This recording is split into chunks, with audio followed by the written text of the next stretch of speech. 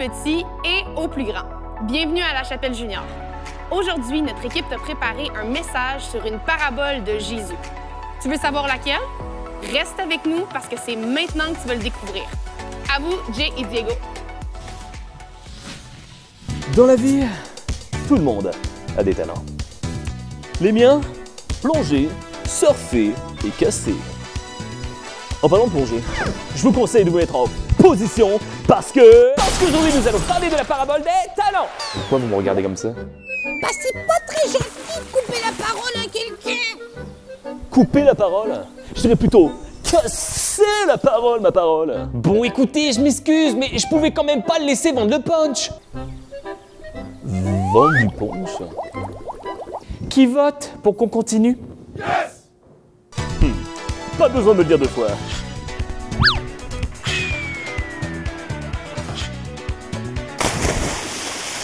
Il en sera comme d'un homme qui, partant en voyage, appela ses serviteurs et leur remit ses biens. Il donna 5 talents à l'un, 2 à l'autre et 1 au troisième, à chacun selon sa capacité. Et il partit.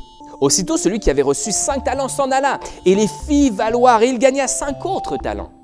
De même, celui qui avait reçu 2 talents en gagna 2 autres. Celui qui n'en avait reçu qu'un alla faire un creux dans la terre et cacha l'argent de son maître. Longtemps après, le maître de ses serviteurs revint et leur fit rendre des comptes. Et c'est là que j'interviens. Non mais oh! Salut! C'est quoi cette manie de couper la parole à tout le monde? Mais c'est juste pour aller un peu plus vite. Et pour ma défense, Jésus est au courant. C'est bon pour moi, Jay. Eh bien voici qu'est-ce que moi je pense de tout ça. Oh!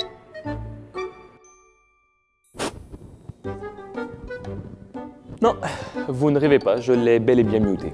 Que tous ceux qui sont pour que nous continuions lèvent la main.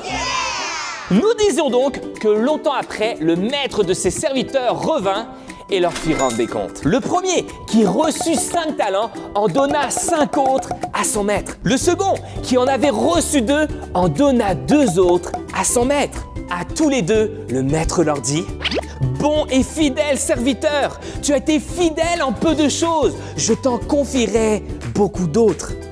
Viens et entre dans la joie de ton maître. Celui qui n'avait reçu qu'un talent s'approcha ensuite et dit: Seigneur, je sais que tu es un homme dur et j'ai pris peur. Je suis allé cacher le talent que tu m'as confié dans la terre. Tiens, reprends-le. Son maître se mit alors en colère contre lui. Il ordonna même qu'on lui reprenne l'unique talent qui lui avait été confié et qu'on le donne à celui qui en avait déjà 10. Quant au serviteur inutile, ils le jetèrent dans les ténèbres du dehors, où il y aura des pleurs et des grincements de dents.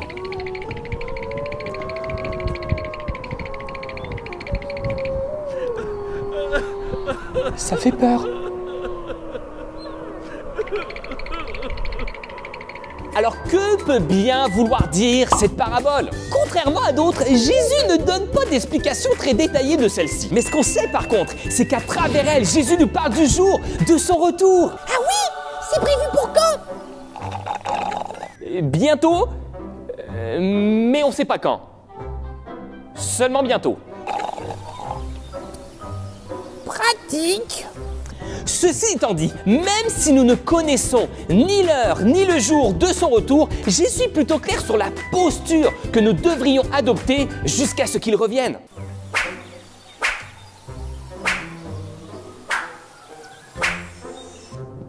Il va me rendre fou, ce gosse! Il va me rendre fou! Pas une posture physique, une posture du cœur.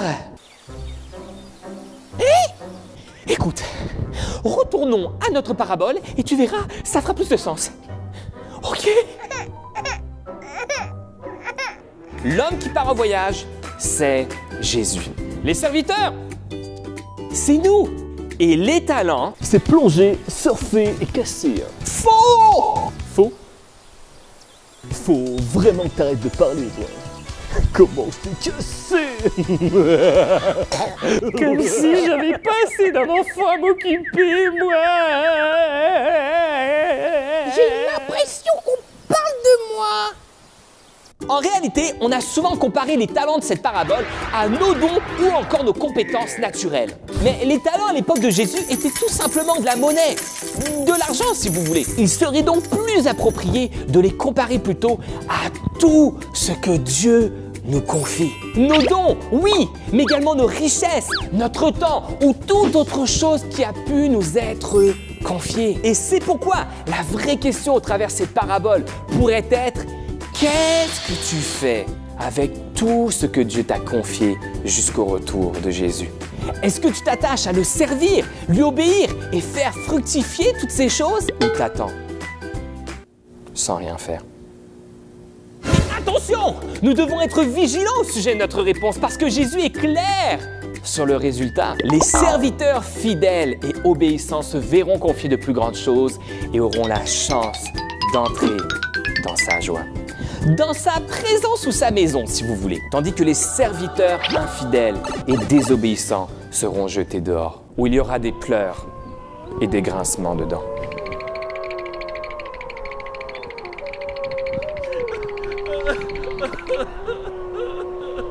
Ça donne pas envie, hein? Jay, tu viens? Non, merci. Que ceux qui ont des oreilles pour entendre. Si vous n'avez pas tout suivi de ce que nous avons vu aujourd'hui, voici la Minute Olaf. Avant de plonger, j'aimerais savoir quels sont vos talents. Quels sont vos talents? Je suis rafraîchissant. Je fais des très bons câlins. Et je suis cute. Ça me rappelle une certaine parabole de Jésus. La parabole des talents. Prêt à plonger comme une glace? Cette histoire nous parle de tout ce que Dieu nous confie.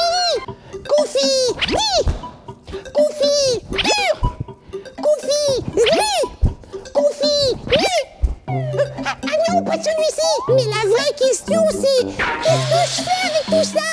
Et la réponse n'est pas un gâteau de fête. Qu'est-ce que je fais avec tout ce que Dieu m'a confié? Est-ce que je le fais fructifier? Ou est-ce que j'enterre le tout sous un tas de neige et j'attends sans bouger?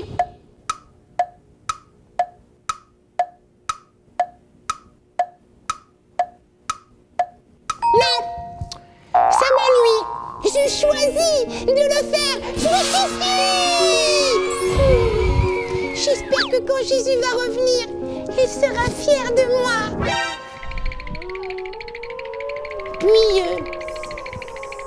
j'aime pas trop les grincements de dents.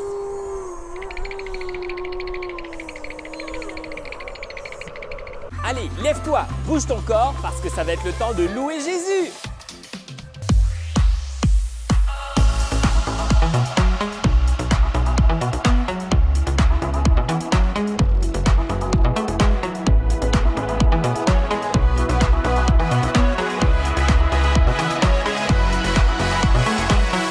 Je m'éveille car je sais qu'avec toi, tous mes rêves ont un sens. Je veux vivre ma vie pour toi.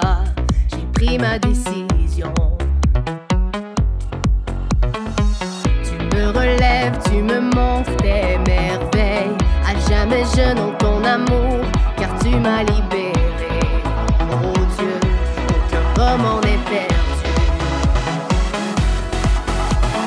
Vois le soleil percer les ténèbres, noir et blanc, maintenant se change en couleur. Mon sauveur, oui tu fais toutes choses nouvelles. Maintenant je vis.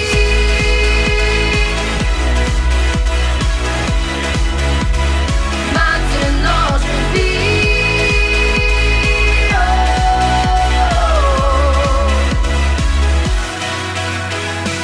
Tu guides mes pas, tu es là près de moi. Ton amour m'a guéri, il n'y a rien comme vivre avec toi. Cette vie que tu m'offres, je choisis. Vois le soleil percer les ténèbres, noir et blanc, maintenant se change en couleur. Mon sauveur, oui tu fais toutes choses nouvelles.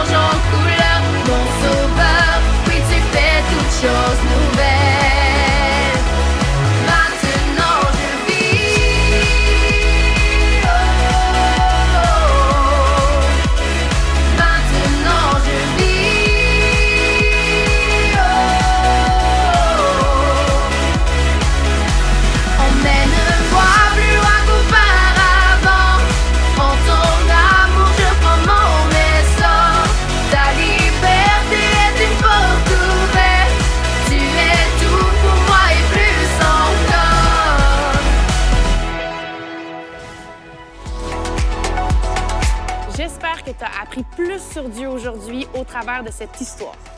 Tu peux toujours visionner et partager nos vlogs sur notre chaîne YouTube de La Chapelle et tu peux liker et partager nos vidéos.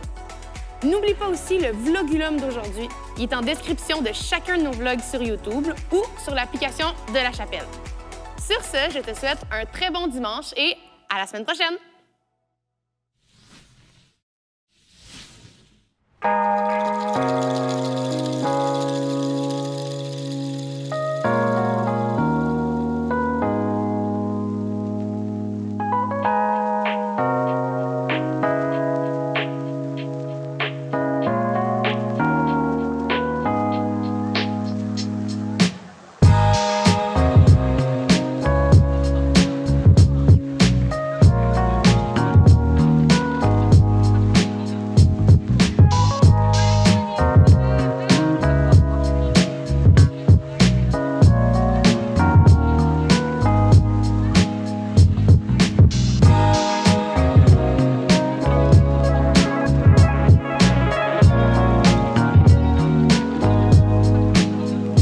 Hey, salut tout le monde, bienvenue à La Chapelle. Je m'appelle Jean-René et je suis le pasteur de La Chapelle-Mylène à Montréal. Toutes les semaines, il y a des gens qui joignent à nous pour la première fois. Si c'est ton cas, écris-le dans les commentaires pour qu'on puisse te souhaiter la bienvenue personnellement. Mais ça peut être la première fois ou la 100e fois. On est vraiment content que tu sois là parce que l'Église, c'est nous tous ensemble qu'on la vit, même au travers d'un écran. Tous les dimanches, on est en simultané sur 2 plateformes, Facebook et YouTube. Tag tes amis et invite-les à se joindre à nous en ligne. Voici comment va se dérouler notre réunion. Aujourd'hui, on a la chance d'avoir des invités spéciaux qui vont nous conduire en louange au début et à la fin de la réunion. Vous les connaissez peut-être, en tout cas, c'est des bons amis à moi, Jade et Joseph. J'aime vraiment les écouter sur YouTube et sur toutes les plateformes disponibles. J'ai aussi vraiment hâte d'entendre le message de notre pasteur principal, David Potier, qui va nous expliquer ce que ça veut dire que d'être rempli du Saint-Esprit. Quand on lit les Actes des Apôtres, on s'aperçoit qu'un des premiers pas de foi de ceux qui acceptaient Jésus dans leur vie, c'était de se faire baptiser. À La Chapelle, on croit que le baptême doit être une décision consciente.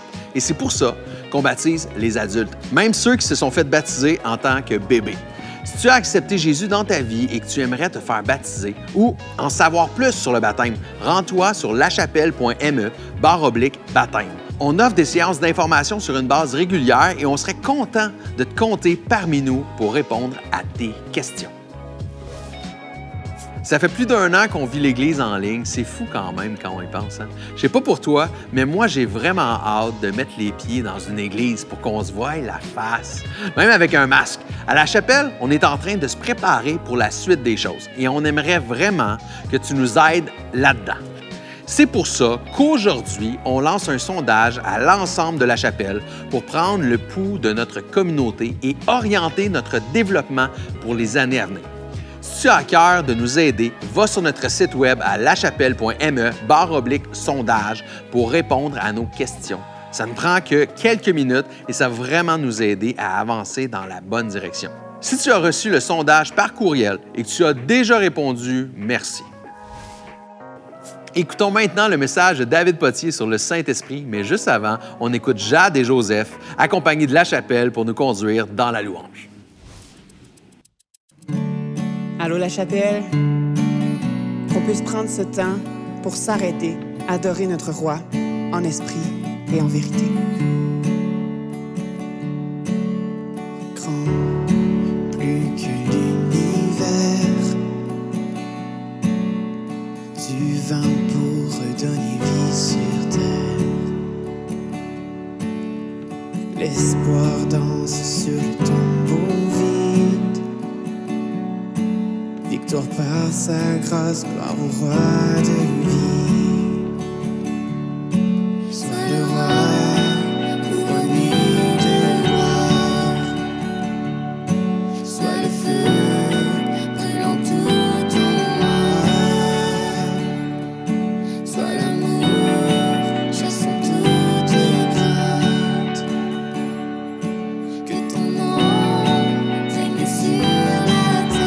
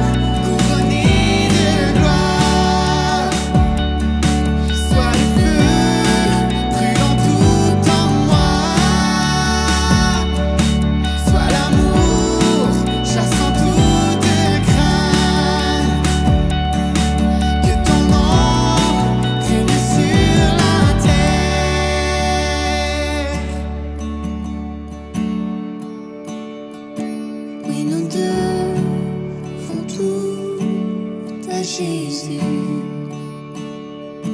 Il a pris sur lui nos péchés. La mort et ses chaînes sont brisées. Oui, notre lumière, c'est Jésus. Respirons la vraie liberté. Son amour bannit nos craintes. Ton nom règne sur la terre.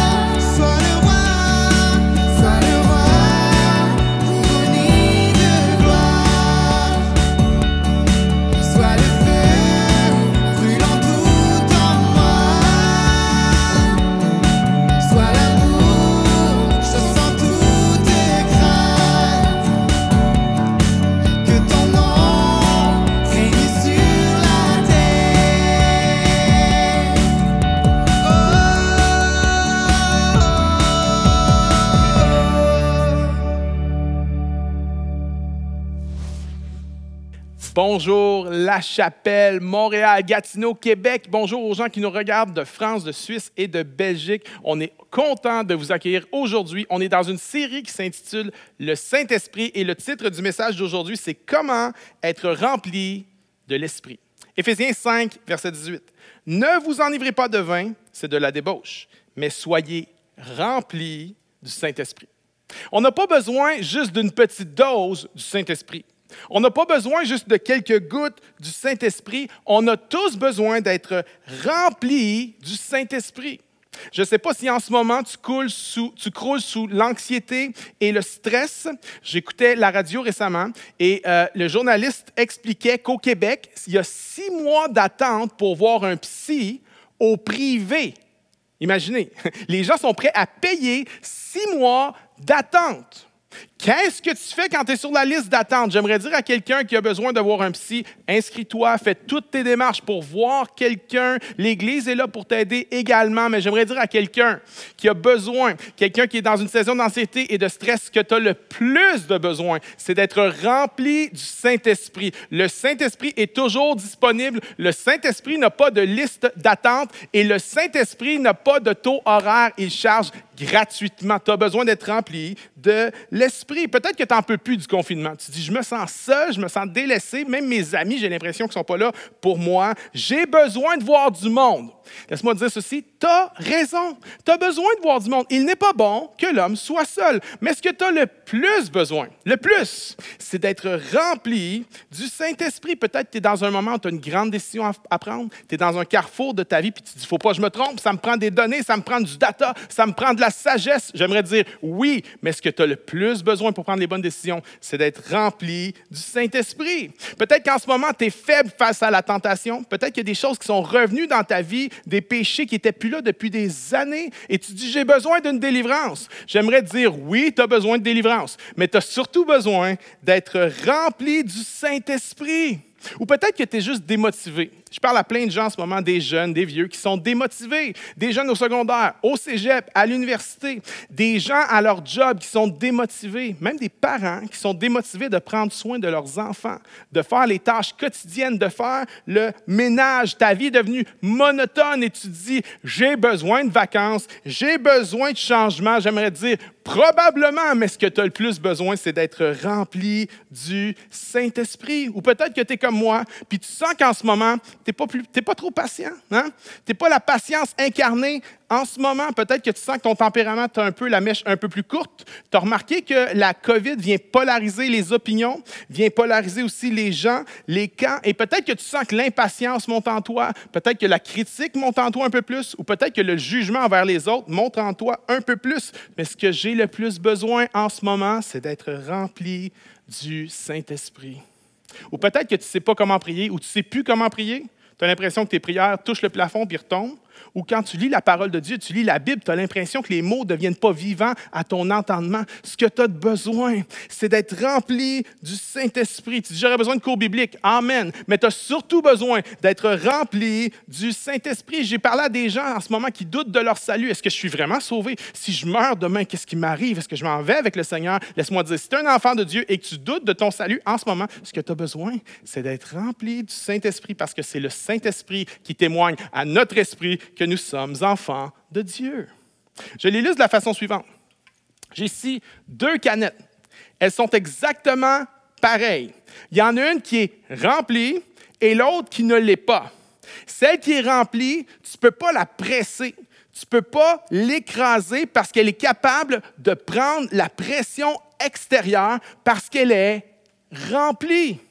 Mais lorsqu'un croyant n'est pas rempli du Saint-Esprit, les pressions extérieures de la vie, les épreuves de la vie, le stress de la vie vient juste nous écraser.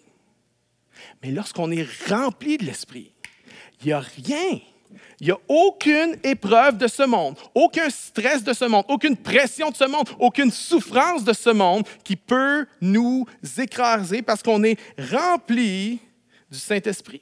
Paul a prié pour des Éphésiens dans le chapitre 3, puis il dit, « Je prie pour vous, la gang. » Puis c'est à des chrétiens qui parlent. Puis il dit, « Je prie pour vous, la gang. Je prie que vous puissiez connaître l'amour de Christ qui surpasse toute connaissance et que vous puissiez être remplis jusqu'à toute la plénitude de Dieu. » Paul dit, « Je prie que vous soyez remplis du Saint-Esprit tellement que vous soyez remplis de toute la plénitude de Dieu. » C'est ma prière pour toi. C'est ma prière pour nous pendant cette thématique-là. Je ne sais pas si tu es comme moi, mais moi, j'ai soif de Dieu, j'ai soif du Saint-Esprit, j'ai soif de m'approcher du Seigneur comme jamais. J'ai eu des moments de désert pendant la COVID, mais j'aimerais dire, en ce moment, Dieu est en train de brasser mon cœur et de susciter en moi une soif nouvelle pour son esprit. Je veux être rempli du Saint-Esprit. Maintenant, c'est quoi être rempli de l'Esprit?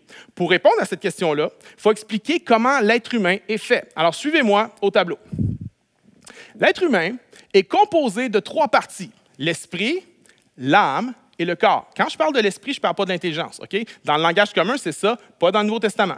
Esprit, âme et corps. Ces 3 parties-là ont des fonctions bien distinctes. Par exemple, mon esprit me rend conscient de Dieu. Et mon esprit est constitué de 3 parties distinctes. Une qu'on appelle la conscience, lorsque je fais quelque chose de mal et qu'il y a une voix qui me dit « Fais pas ça, hein? Fais pas ça », ça c'est ma conscience, c'est dans mon esprit. L'intuition également. Lorsque les croyants, on a un sens d'intuition. En anglais, on dit « the prompting of the Holy Spirit », le Saint-Esprit qui nous pousse dans une direction, ça se passe dans notre intuition. Et l'esprit a aussi une autre fonction qui est celle de la communion. C'est avec notre esprit qu'on peut être en communion avec Dieu parce que Dieu est esprit, puis ceux qui adorent Dieu doivent l'adorer en esprit. Mon esprit me rend conscient de Dieu. Maintenant, mon âme, elle est composée de quoi? De mes sentiments ou de mes émotions, de ma volonté, je suis un être qui a une volonté propre, et aussi de mon intelligence. Ce sont les 3 parties qui composent l'âme de l'être humain. Et la dernière partie, bien sûr, c'est le corps. Et le corps me rend conscient de qui? Pas de moi, pas de Dieu. Le corps me rend conscient du monde, de mon environnement et des autres personnes autour de moi. Et le corps fonctionne avec les 5 sens. Esprit, âme et corps. Maintenant, il faut comprendre ce qui se passe dans l'esprit humain lorsque quelqu'un donne sa vie au Seigneur Jésus. Je reviens. La parole de Dieu enseigne que sans Christ, l'esprit humain est mort. Il est incapable de communier avec Dieu. Il peut être conscient de Dieu, mais il est incapable d'être en communion avec Dieu. Et lorsqu'on met notre foi au Seigneur Jésus-Christ, l'apôtre Paul enseigne que le Saint-Esprit, l'Esprit de Dieu, pas le nôtre, le Saint-Esprit vient habiter en nous. Le Saint-Esprit vient habiter dans notre esprit et il prend le contrôle de notre esprit. Maintenant, on a d'autres parties, notre âme, c'est-à-dire sentiment, volonté, émotion, sentiment, volonté et intelligence, et aussi le corps, qui est nos actions. Ces parties-là ne sont pas nécessairement remplies du Saint-Esprit. Alors, c'est possible d'avoir le Saint-Esprit en moi. Si tu n'as pas le Saint-Esprit en toi, tu n'es pas un enfant de Dieu. C'est ce que la parole de Dieu enseigne. Mais c'est possible d'avoir le Saint-Esprit en toi, mais de ne pas être rempli. C'est possible d'avoir le Saint-Esprit en toi, mais que tes sentiments ne sont pas alignés avec les sentiments de l'Esprit. ou c'est possible d'avoir le Saint-Esprit en toi et que ta volonté n'est pas alignée avec la volonté du Saint-Esprit, ou bien c'est possible d'avoir le Saint-Esprit en toi, mais que tes actions, ton corps, n'est pas aligné avec ce que l'Esprit veut faire. Mais quand tu es rempli de l'Esprit, qu'est-ce qui se passe? C'est que le Saint-Esprit qui est dans mon esprit brise la coquille de l'âme et mes sentiments, ma volonté, mon intelligence deviennent infusés avec l'Esprit de Dieu. Et que lorsque je continue dans cette voie-là, mon corps, c'est-à-dire mes actions, ce que je fais, ce que je regarde, où je vais, ce que je dis, ce que je ne fais pas, devient aussi infusé avec l'Esprit de Dieu. Lorsque je suis rempli de l'Esprit de Dieu, je suis rempli esprit, âme et corps. Ça, c'est techniquement, OK? Qu'est-ce qui se passe quand on est rempli de l'Esprit? Maintenant, on retourne là-bas. OK. Maintenant que j'ai répondu à la question de façon un peu plus, je ne sais pas, appelons-le technique, on va répondre à la question, c'est quoi être rempli du Saint-Esprit d'un point de vue biblique? Ne vous enivrez pas de vin, c'est de la débauche, mais soyez remplis du Saint-Esprit. Quelques observations sur ce court verset. Premièrement, le verbe « soyez remplis de l'Esprit » est à l'impératif. Hein? C'est un ordre, c'est un commandement. Christ, par sa parole, nous commande d'être remplis de l'Esprit. Ce n'est pas un luxe pour certains croyants. Hein? Il ne dit pas, les pasteurs, soyez remplis de l'Esprit.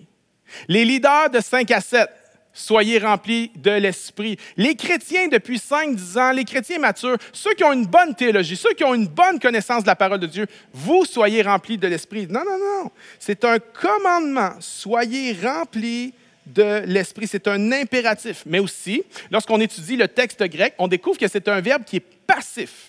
Ce n'est pas toi qui te remplis, c'est l'Esprit de Dieu qui te remplit. Dieu est la source, je suis l'objet. Je ne peux pas me remplir moi-même, je dois laisser Dieu me remplir. OK? Alors, c'est un impératif, c'est un passif et aussi c'est un pluriel. Il ne dit pas « Hey, David, sois rempli de l'Esprit ». Il ne dit pas « Paul, Saul de Tarse, sois rempli de l'Esprit ». Non, ça dit « Soyez ». Éphésiens, Église, tous les croyants, soyez remplis de l'Esprit. C'est pour tout le monde, ce n'est pas pour une élite spirituelle, c'est pour tous les croyants. Tous les croyants peuvent être remplis de l'Esprit, petits ou grands, jeunes ou vieux, tous le peuvent et tous le doivent. Mais tu dis comment un croyant d'1 an peut être rempli alors qu'un croyant de 25 ans peut aussi être rempli? Ah, c'est pas parce que ton corps n'a pas la même dimension que l'autre que tu ne peux pas être rempli. J'ai une certaine capacité d'entrée de l'air dans mes poumons pour que mes poumons soient remplis. Maintenant, un enfant de 5 ans a moins de capacité, ça ne veut pas dire qu'il ne peut pas être rempli d'air pour autant. Nous sommes tous appelés à être remplis de l'Esprit. Et dans le Nouveau Testament, l'apôtre Paul vient faire la distinction entre c'est quoi être rempli de l'Esprit, il appelle ça être un homme spirituel, une femme spirituelle, et ne pas être rempli de l'Esprit, il appelle ça l'homme ou la femme charnelle, ou dans certaines traductions, l'homme livré à lui-même. Celui qui n'est pas rempli de l'Esprit, c'est comme un cellulaire qui est en mode avion. Okay? Tu n'as pas accès à la puissance de Dieu. Tout ce que tu as, c'est ce qu'il y a dans le petit disque dur dans le cellulaire. Mais tu n'as pas accès à l'infinie connaissance qu'il y a sur le web. Toute cette information, toute cette puissance-là n'est pas accessible à toi parce que tu es en mode avion. Un croyant qui n'est pas rempli de l'Esprit, c'est comme un cellulaire qui est en mode avion. C'est un impératif, c'est un passif, c'est un pluriel, mais aussi c'est un verbe qui est au présent. Le temps de verbe qui est utilisé dans le texte grec ici n'existe pas en français.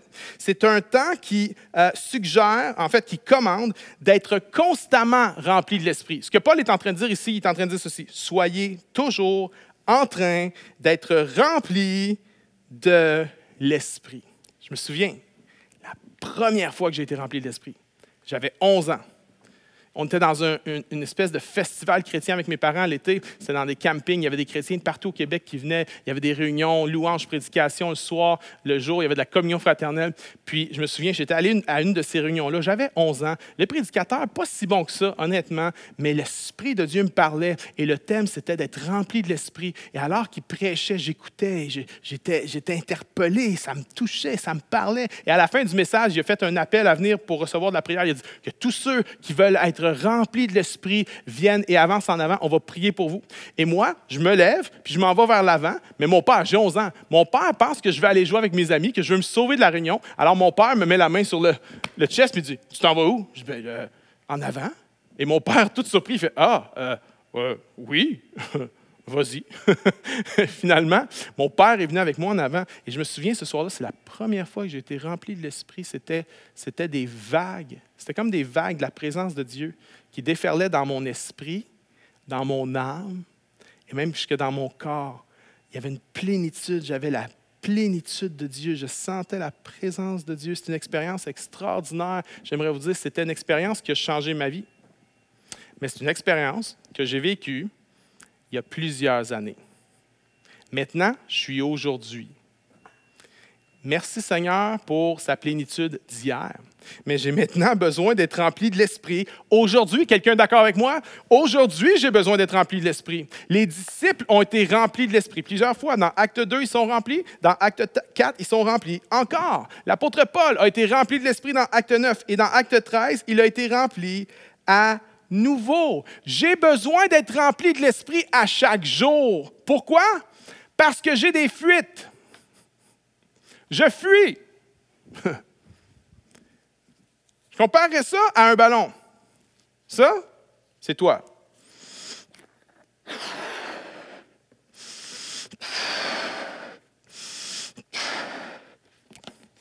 Soyez remplis de l'Esprit. OK? Génial. Dieu veut me remplir, Dieu veut te remplir. Mais tu fuis. Tu as des fuites. Oh, on s'implique, on sert le Seigneur. Ton boss, pas facile au travail. Il y a des gens qui sont durs avec toi, des gens qui sont un peu sur ton dos. T'en fais un peu trop, tu travailles trop, tu manques d'équilibre, négliges ta communion avec Dieu, prends plus de temps de prière. Oh, regarde quelque chose que tu n'aurais pas dû regarder. Sur le web, quelqu'un qui passe dans la rue, un regard, une parole, une envie de quelqu'un, une jalousie. Et rapidement, tu viens complètement vide. Il y en a, là, tu ressembles à ça en ce moment. Hein? Quand on est un bon chrétien et qu'on ressemble à ça, qu'est-ce qu'on essaie de faire? De le cacher. Il ne faut pas que le monde le voie qu'on ressemble à ça, parce que c'est-tu misérable de ressembler à ça, entre vous et moi? Hein? Cette balloune-là ne remplit pas sa fonction. C'est misérable d'avoir l'air de ça. Alors, on a l'air de ça, et là, les gens nous disent, ça va-tu? Il me semble qu'il y a quelque chose qui ne marche pas. Non, non, ça va super bien. J'ai de l'air de ça.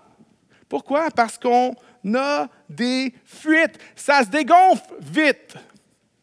Tu as déjà vécu une expérience dans le temps qu'on était en présentiel, tu viens à l'église, la présence de Dieu est là, tu sors rempli de l'église, et là, tu arrives dans le parking, puis il y a quelqu'un qui a fait une scratch sur ta voiture, et la plénitude du Saint-Esprit disparaît en un instant.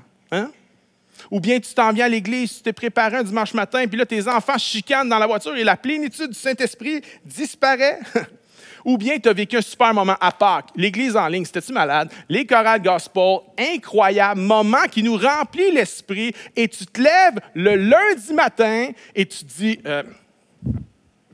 l'onction est rendue où? Tu la cherches en dessous de ton lit, tu ne la trouves pas. C'est comme si elle était disparue. Pourquoi? Parce qu'on a des fuites.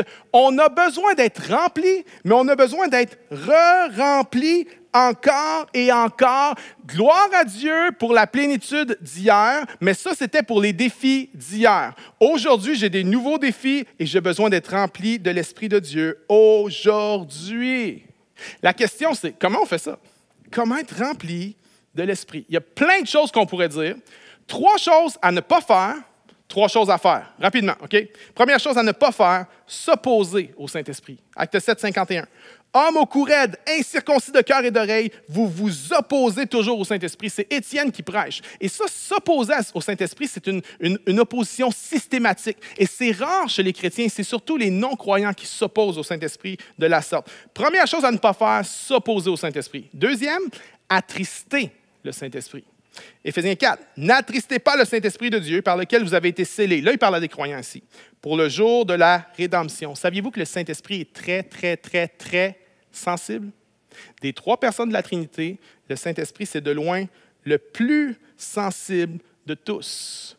Et on peut attrister le Saint-Esprit. Vous savez pourquoi? Parce que le Saint-Esprit nous aime. Tu ne peux pas attrister quelqu'un qui ne t'aime pas.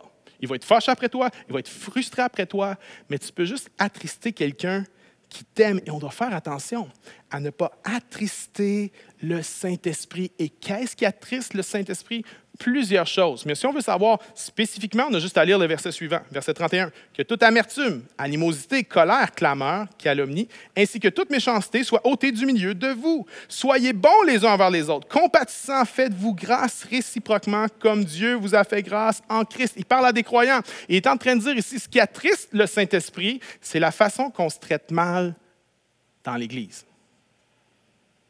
L'animosité, la médisance, le manque de compassion les uns envers les autres, le manque de grâce les uns envers les autres affecte le Saint-Esprit profondément. Alors, il faut faire attention. Ça m'est arrivé à quelques reprises de parler trop dur à mes garçons. Puis à chaque fois que je fais ça, à chaque fois, après ça, je me repens, je vais les voir, je demande pardon, mon fils, tout ça. Et mes fils sont assez prompts à passer l'éponge. C'est sûr, il y a l'orgueil masculin un peu, il n'y a rien là, mais mes fils passent l'éponge plus vite que ma femme. Parce que ma femme est plus attristée de ce que j'ai dit à mes fils que mes fils eux-mêmes. Pourquoi?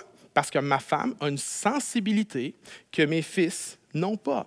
Et le Saint-Esprit est comme ça. Le Saint-Esprit est extrêmement sensible. Attention à ne pas attrister le Saint-Esprit. Troisième chose à ne pas faire, c'est d'éteindre le Saint-Esprit. 1 Thessaloniciens 5 dit « N'éteignez pas l'Esprit, ne méprisez pas les prophéties, mais examinez toutes choses et retenez ce qui est bon. » Ça ici, c'est un verset qu'il faut faire attention. Toutes les églises qui ont peut-être moins tendance à croire dans les dons spirituels, l'apôtre Paul dit, attention, éteignez pas l'esprit en voulant limiter les dons spirituels. Il dit, non, il ne faut pas les limiter, il faut juger, il faut examiner, il faut retenir ce qui est bon, parce qu'on peut éteindre l'esprit. Moi, j'ai 4 kids, ils sont ados maintenant, puis souvent, à la table, il y a un peu de compétition pour savoir c'est qui va parler. Et parfois, il y en a qui parlent par-dessus les autres. Et j'en ai qui sont plus discrets, qui sont plus sensibles. Et parfois, lorsqu'un de mes enfants qui est plus sensible se fait couper la parole 3 fois, après 3 fois, il est juste éteint. Après 3 fois, il ne veut juste plus parler. Et on fait souvent ça avec le Saint-Esprit. Le Saint-Esprit veut parler. Et Paul dit, méprisez pas les prophéties parce que vous allez éteindre l'esprit. Et la prophétie, ça peut prendre différentes formes de dons spirituels. Il faut être ouvert aux dons spirituels. On doit aspirer, je pense, en tant qu'Église, plus à ce don-là. Mais la prophétie, c'est aussi à travers la prédication. C'est à travers la prédication de la parole de Dieu, lorsqu'il y a un homme, une femme de Dieu qui se tient devant nous pour nous amener la parole, attention à ne pas mépriser la prophétie. Attention à ne pas entendre la parole de Dieu et juste mettre ça de côté. Attention à ne pas devenir juste des juges qui notent les prédicateurs. Ah, 8 aujourd'hui, 9, 6, pasteur David. Attention à ne pas mépriser les prophéties en disant, moi, c'est mon prédicateur préféré, c'est lui. Quand c'est ce pasteur-là, je pense que je vais regarder notre église. Quand c'est lui, moi, c'est pasteur lui, moi, c'est pasteur un tel. Attention à ne pas éteindre le Saint-Esprit. 3 choses à ne pas faire. S'opposer à l'Esprit, attrister l'Esprit et éteindre l'Esprit. Mais maintenant, voici 3 choses à faire. La première, c'est la foi. Paul dit dans Galates 3 qu'on a reçu l'Esprit en écoutant avec foi.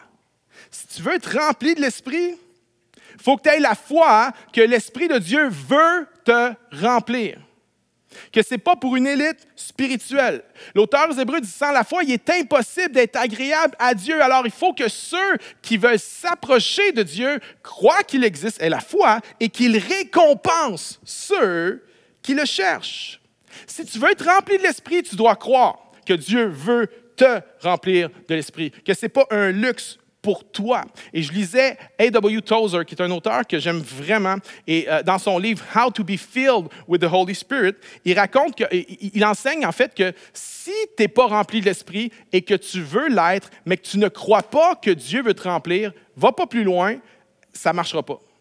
Il faut que tu aies la foi que Dieu te remplisse. Et il amène une solution à ça. Il dit, si tu ne crois pas réellement que Dieu veut te remplir de son esprit, prends la parole de Dieu, parce que la foi vient de ce qu'on entend vient de la parole de Dieu. Prends la parole de Dieu et commence à lire et à relire tous les passages qui parlent du Saint-Esprit. Lis Éphésiens 3, 4 et 5. Lis Romains chapitre 8. Lis Jean chapitre 14, 15, 16. Lis le livre des Actes afin que la foi monte en toi, que Dieu veut te remplir de son esprit. C'est la première condition, la foi.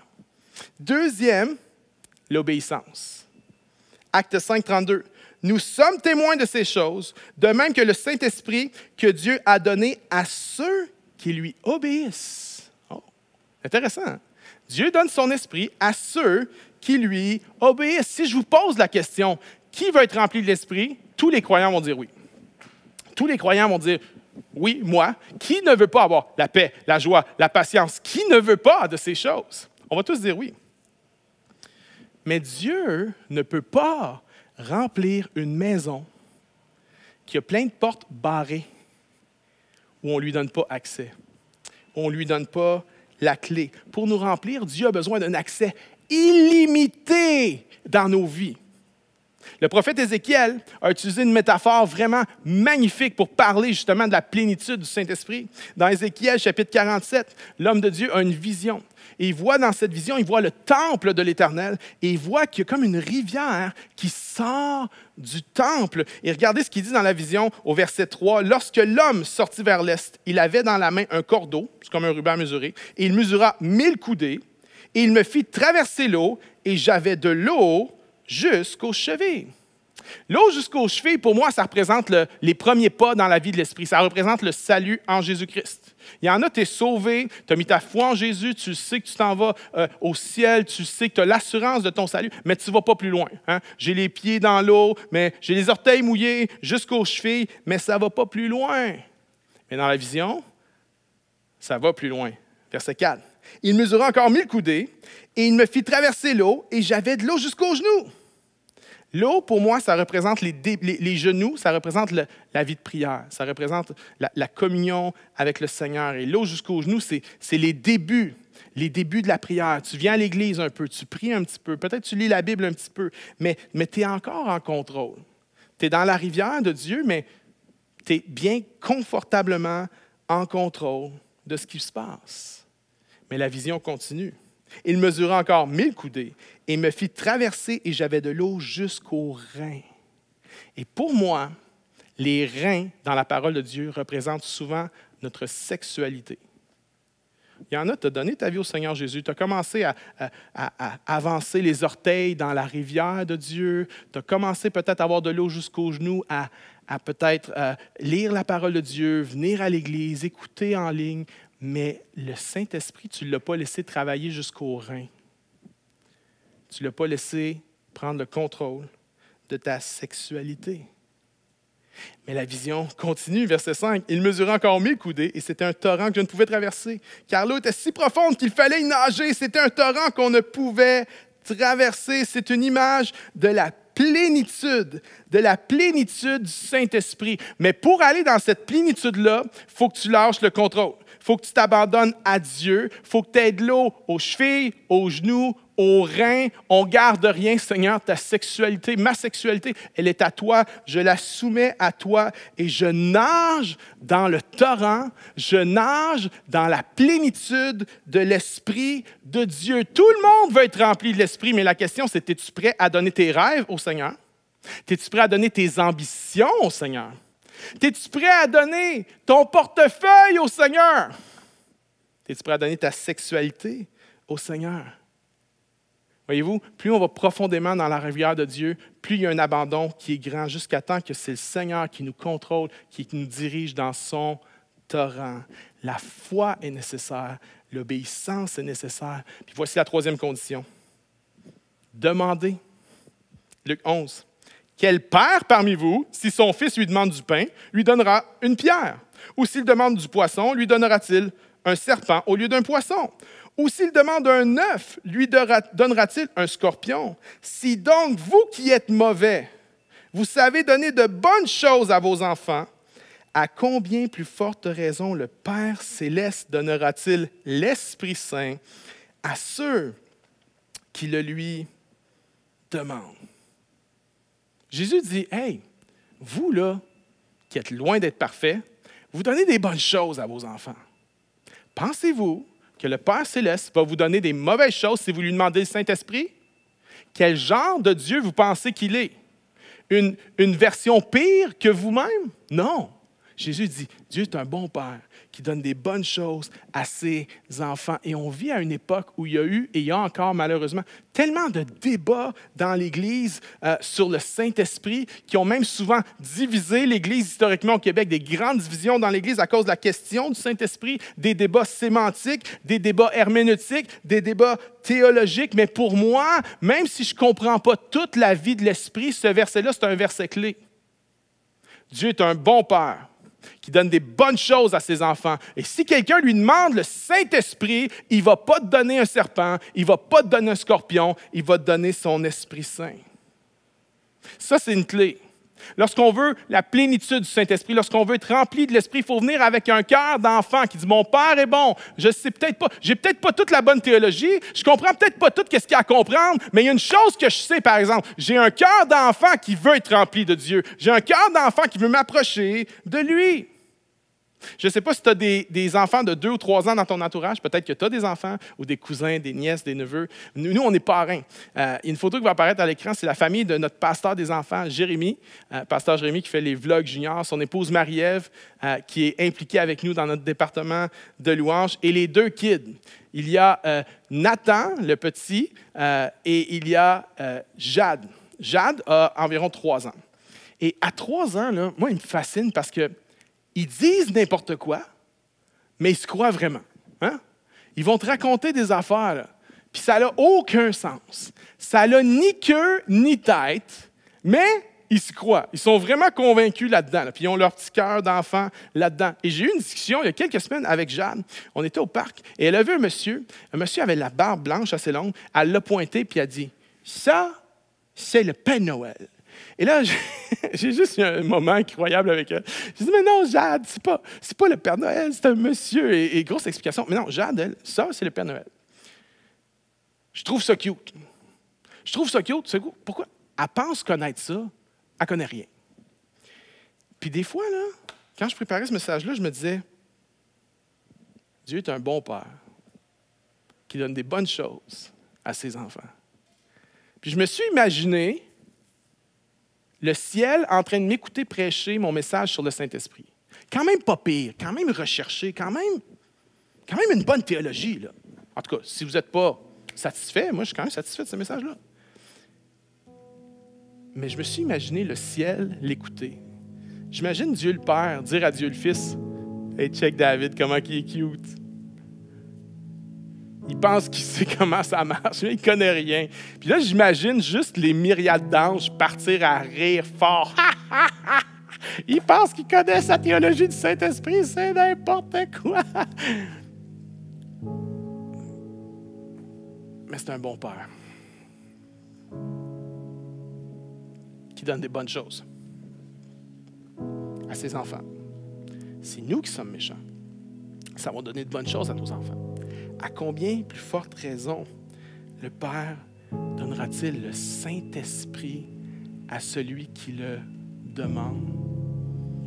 J'aimerais dire, on a tellement été préoccupés d'avoir une doctrine parfaite du Saint-Esprit qu'on a parfois manqué le Saint-Esprit lui-même. Ce que Dieu cherche, là, c'est des cœurs qui disent « Remplis-moi, Seigneur. Seigneur, veux-tu me remplir de ton esprit?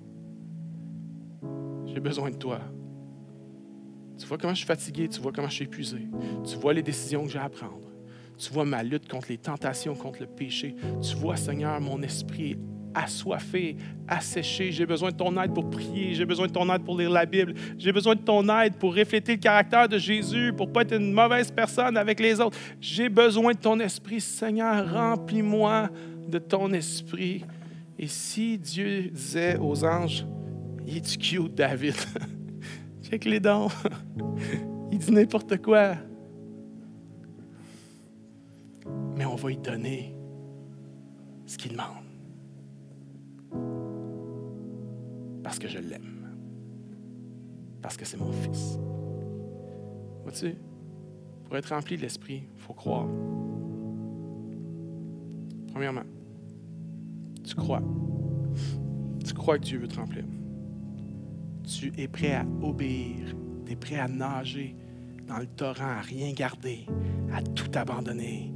L'eau jusqu'aux chevilles, aux genoux, aux reins, Seigneur, c'est à toi. Il y en a qui n'ont jamais donné ta sexualité au Seigneur. Ça, c'est le truc que tu gardes pour toi. Tu es prêt à donner, servir. Tu es même prêt à donner la dîme. Mais ça, c'est à moi. Ça m'appartient. Puis le Saint-Esprit dit, tu veux-tu être rempli? J'ai quelque chose de meilleur pour toi. Pour être rempli de l'Esprit, il faut croire, il faut obéir, et il faut juste demander. Dis, Père, veux-tu me remplir de ton Esprit? Et le Père accorde l'Esprit à ceux qui le demandent. J'aimerais ça prier pour nous.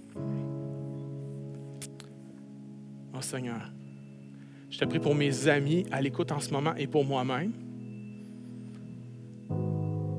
Je veux parler en leur nom. Nous avons soif. Nous avons besoin d'être remplis de ton esprit, Seigneur. Alors nous venons avec foi. Nous venons avec confiance que tu es un bon Père.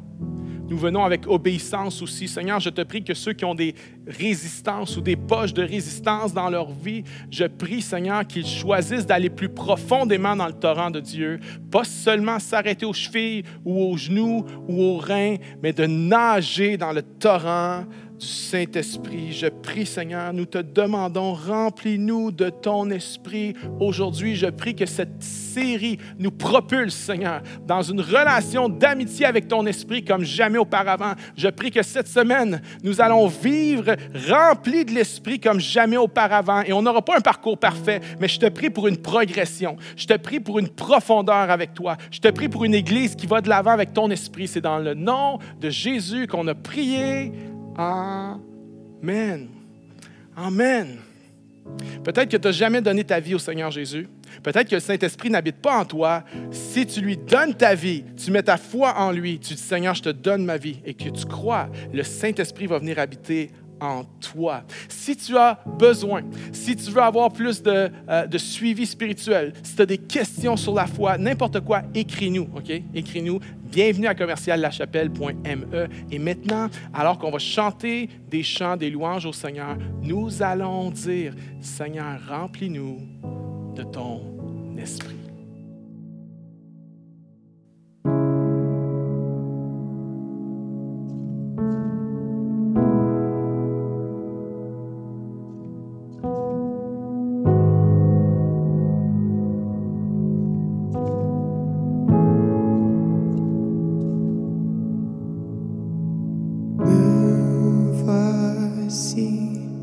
À genoux devant toi, j'abandonne tout, j'abandonne tout.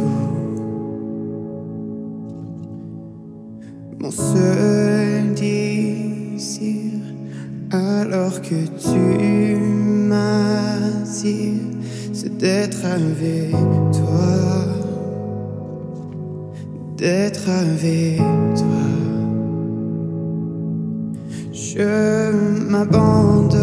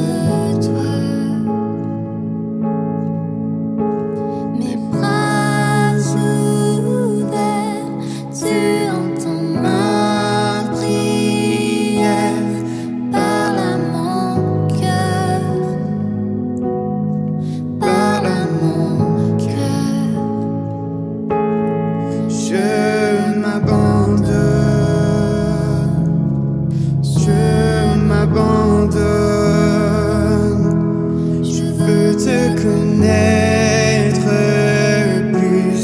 Je veux te connaître plus.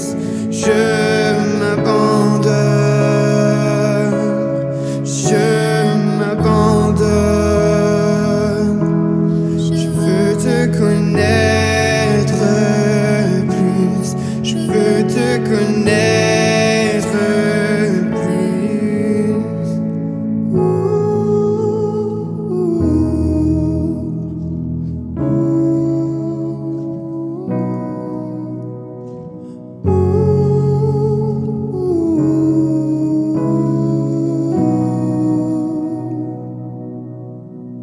Tel enfant puissant, souffle maintenant. Dieu vient régner en moi. Tel un ouragan, bouleverse mon âme. Dieu vient régner en moi. Tel un vent puissant, souffle maintenant. Dieu vient régner en moi. Tel un ouragan, bouleverse mon âme. Dieu vient régner en moi. Je m'abandonne.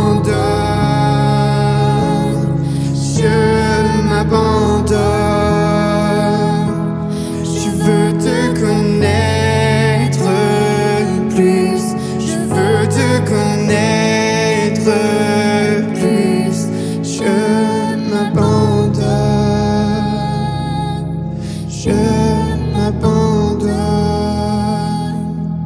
Je veux te connaître plus. Je veux te connaître plus.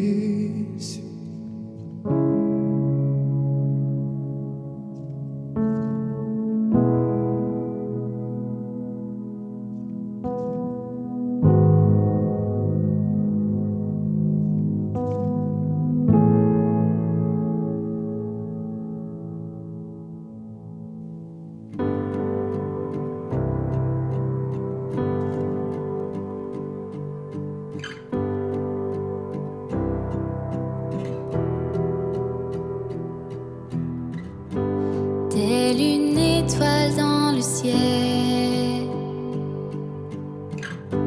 que la nuit vient révéler. Dans le noir une étincelle que ton éclat vient embraser. Oh, tu n'es jamais loin, tu es si près.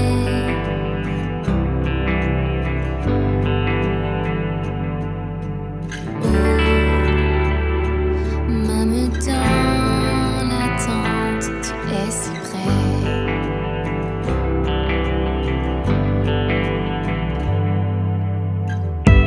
Telle une douce nuit d'été, la fin du jour ne peut t'éloigner.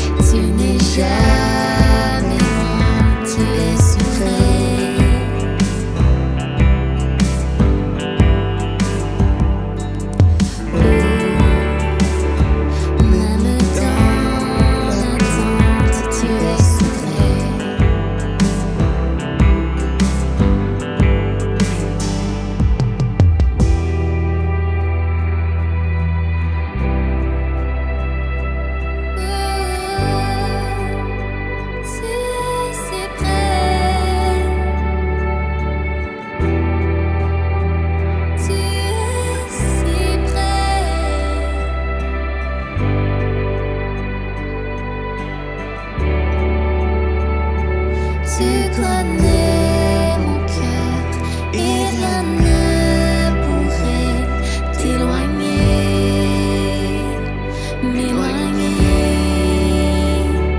Tu es bien plus près que l'oxygène que je respire.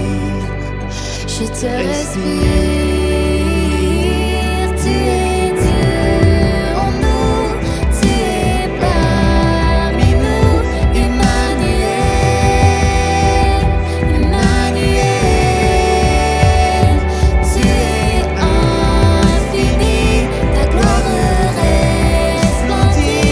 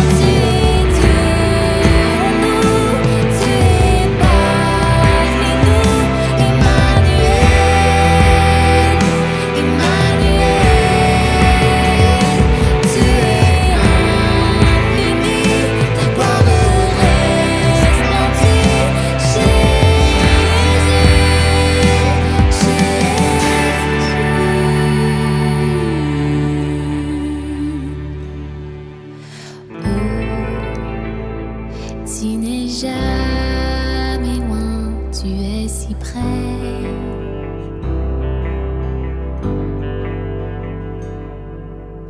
Oh, même dans l'attente, tu es si près.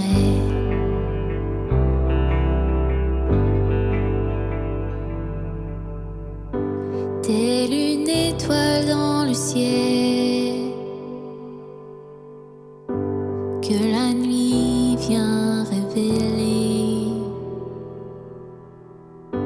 Dans le noir une étincelle, que ton éclat vient embraser.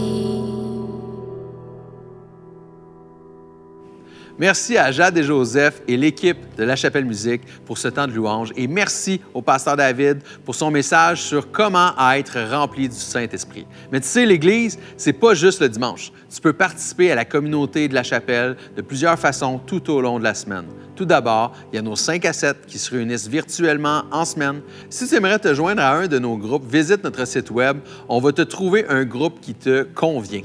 On a aussi des groupes Facebook pour les gens de chacune de nos chapelles, et même ceux de la chapelle en ligne. C'est un bon moyen de connecter et d'échanger avec de nouvelles personnes. Finalement, tu peux participer à un after tout de suite après la réunion. C'est un moment où on se rejoint sur Zoom pour prendre un café, discuter du message et prendre le temps de se connaître. Tous les liens Zoom sont sur notre site web. Joins-toi à nous, on passe un vrai bon moment ensemble. Merci pour ta générosité semaine après semaine. Chaque don compte et nous aide à faire une différence autour de nous, à célébrer l'Église en ligne comme maintenant et à développer du contenu pertinent pour toi. Tu peux donner automatiquement par l'entremise de notre application ou de notre site web. C'est facile, sécuritaire et ça fait une vraie différence. Merci d'avoir été avec nous pour cette réunion. On se rejoint tout de suite dans nos afters et on se revoit la semaine prochaine pour un autre message de notre série sur le Saint-Esprit, cette fois-ci par le pasteur Jackson. D'ici là, bonne semaine tout le monde.